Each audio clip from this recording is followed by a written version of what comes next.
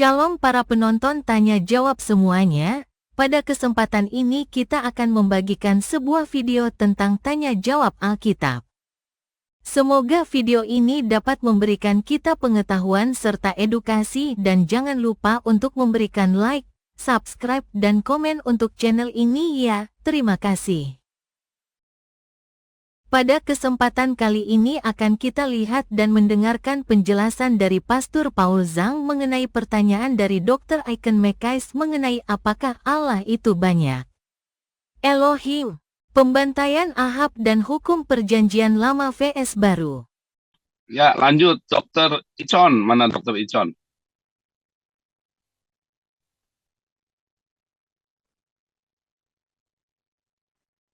Dr. Icon, silakan.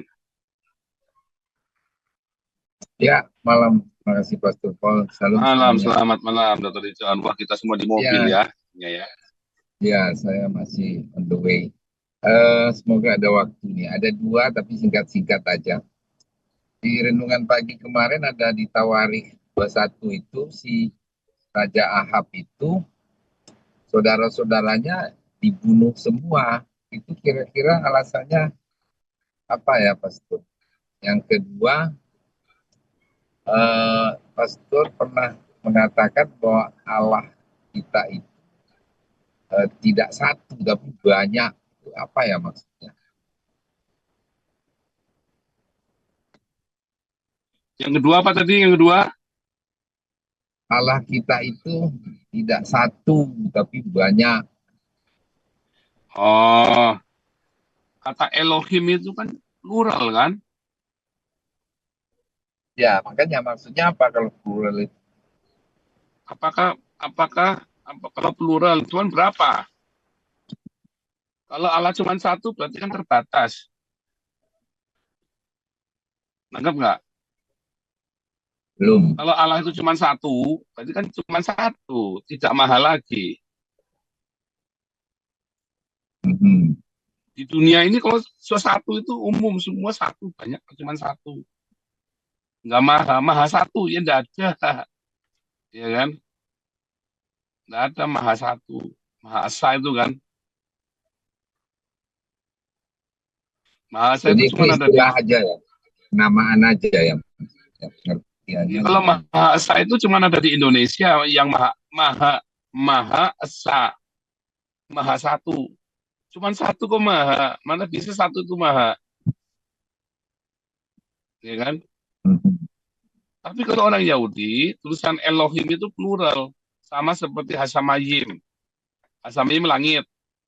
Langit itu bentuknya im, plural. Akhirnya kan endingnya im. Emang ada orang bisa ngitung langit? Nggak bisa kan. Ngitung langit caranya gimana? Separuh dari langit. Separuhnya langit emang berapa? Oke kan? 2/3 langit. Jadi istilah satu itu yang salah ya. Karena kata ehad itu artinya unik yang itu. Ya, beda dengan ketika kita yahid, ya kan. Yang itu. Kalau yahid itu kan urutan nomor 1. Itu ya. Nah, kata ehad itu yang satu atau satu kesatuan itu ya yang itu gitu loh ya, yang itu. Tapi bukan ya, kalau orang Inggris bilang ya the one. Kalau banyak the ones, ya kan? Makanya bahasa Inggris itu bagus ya. Kalau bahasa Indonesia susah. The one sama the ones. That ones. Yang itu banyak kan soalnya kan. That ones. That one. That one cuma satu kalau that ones. Banyak that one. Nah, the one itu mesti yang itu yang unik ya. Itu.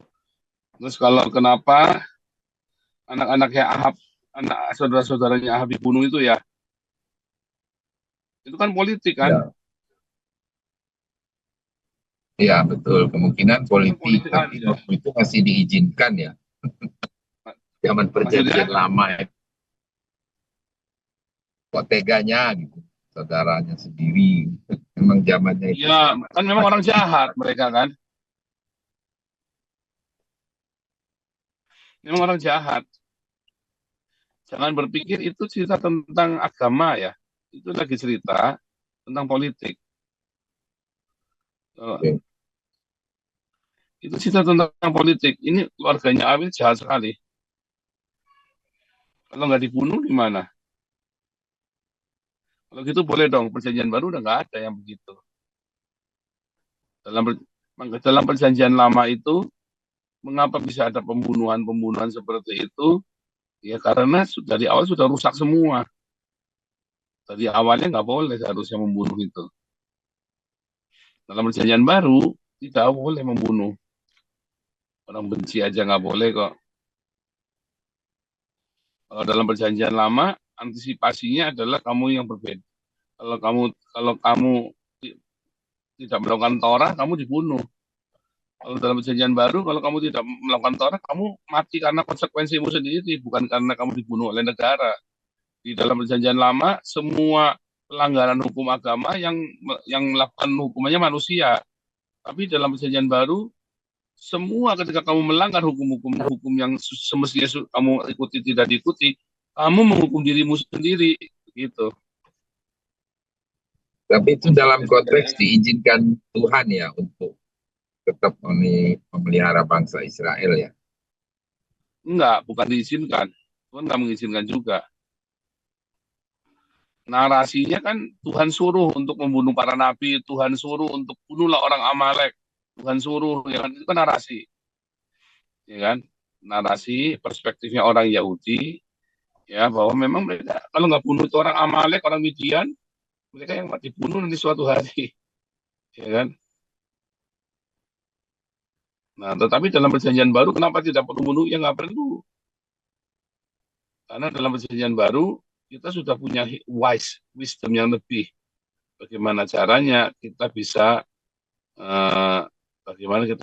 mengalahkan musuh tanpa kita harus membencinya, ya, dengan apa Unggul menumpuk dari bara api di atas kepalanya. Karena orang lebih wise. Dan ada, kalau Anda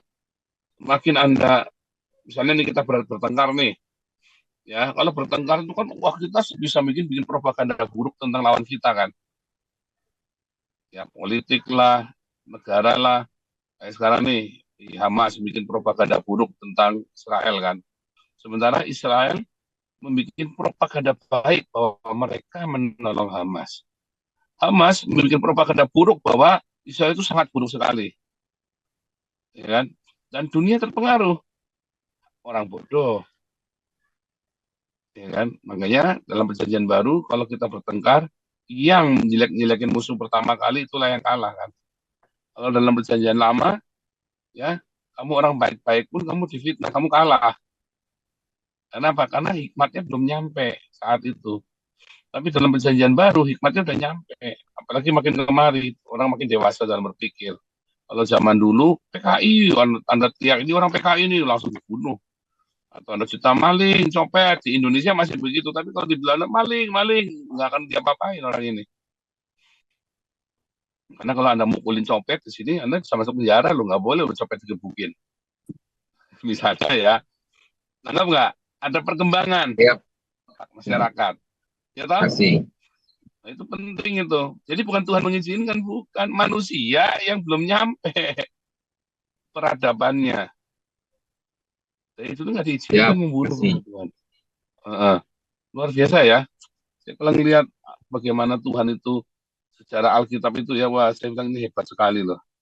Jawabannya lihat ayat di Alkitab, 2 Raja-Raja 10 ayat 7 berbunyi, segera sesudah surat itu sampai kepada mereka, mereka menangkap anak-anak raja dan membunuh 70 orang dari mereka. Mereka meletakkan kepala-kepala mereka dalam keranjang dan mengirimkannya kepada Yehu di Yizreel. Kejadian 1 ayat 1 berbunyi, pada mulanya Allah menciptakan langit dan bumi. Roma 12 ayat 20 berbunyi, tetapi, jika seterumu lapar, berilah dia makan, jika ia haus, berilah dia minum. Dengan berbuat demikian, kamu menumpukan bara api di atas kepalanya. Saudara-saudara sekalian, Di video yang telah kita saksikan bersama barusan ini kita telah mendengarkan bagaimana penjelasan dari Pastor Paul Zhang mengenai jawaban. Silahkan para penonton menilai sendiri tentang penjelasan itu, dan silahkan tulis pendapatnya di kolom komentar. Terima kasih.